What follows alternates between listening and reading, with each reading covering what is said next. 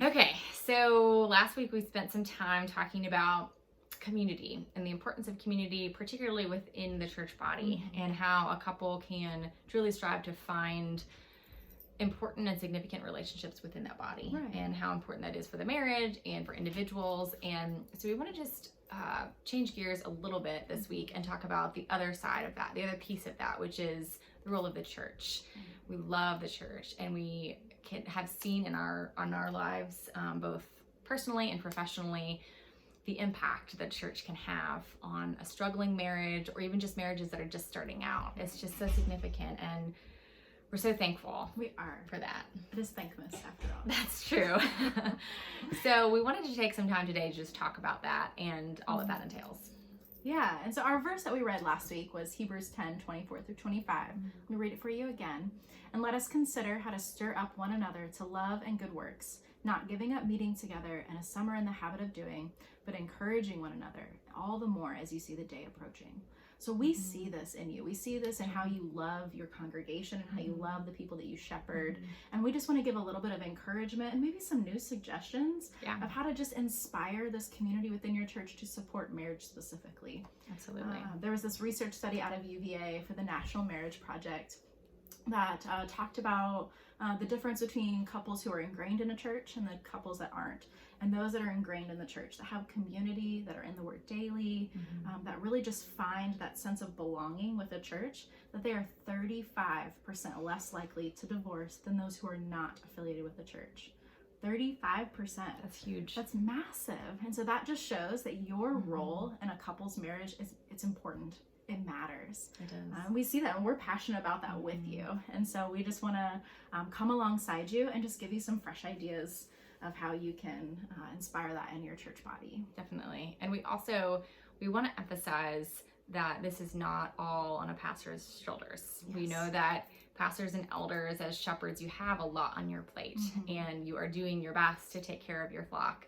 And so we want to encourage you to understand your congregation and find out where their giftings are, so that there could be someone there that would love to take on the role of creating a new ministry or organizing date nights for parents, or whatever the practical steps are that you want to take. Don't feel like this is all on you. It can be such a beautiful thing for people to use their gifts in that way to support and spur one another on in this way. Absolutely. And so we're going to give you 6 ideas, and these ideas were really, we see them in our community, and we wanted to highlight them based on a book that we've both been reading recently, Francis and Lisa Chan's book, Marriage in Light of Eternity. And it talks about how Francis wants to stand in front of God someday and say, I did everything I could to make sure Lisa loved the Lord. I did everything I could. And, you know, that was found through his love of God and through being challenged in ministry and in all these things, spurred him on to love his wife as he loved God. What a beautiful picture of community that is. Yeah. But some of that comes with wisdom. And so our first suggestion is perhaps a marriage mentorship program. There's so much to be gained from other couples who have walked through life already, or who are just a little bit ahead of life than a couple is, and how they can breathe into you and challenge you and put things in perspective. That, you know, those sleepless nights early on really are not going to wreck your marriage, you know, and you can get through it. Definitely. And another piece, you know, if you're looking for something a little bit more educational, we could all use more knowledge, and it's important to apply that knowledge, but sometimes we just need to be refreshed and renewed and given new ideas and new suggestions. And so hosting workshops or meetings or seminars or conferences or something like that at your church and encouraging your members to attend and go and learn can be, like I said, so refreshing and can just give your marriage the boost that it needs. Right. Or it could look like accountability groups. So kind of orchestrating small groups of people, maybe similar to like a life group model, that hold each other accountable of how are you pursuing God, how are you pursuing your partner, and then how are you walking together in faith, right? Definitely. Yeah.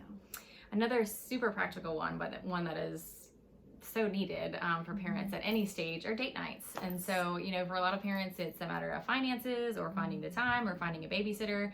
You can take care of all of those things for them by just hosting a date night, having the youth group come and watch all those kiddos and give let the parents give their marriage some TLC. And that is just so important. And that's just one practical way that you can be on board with that.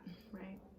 And then lastly, we love marriage retreats. We think for couples, they are refreshing and rejuvenating, and they really just strengthen the bond that is between a husband and a wife, right? Yes. And so even if your church cannot host one or cannot put one on, you can still support your members, perhaps by sponsoring Couples to Go, or having a scholarship, or even just advertising that this is happening, and encouraging your members to participate. Yeah. And you know, these are just a few ideas, but we would love to hear what your churches do and what you have seen done in your communities to support marriage, to support families. So comment and let us know what you've seen. Absolutely. We love walking this life with you, and we want to keep partnering with you. See you next time.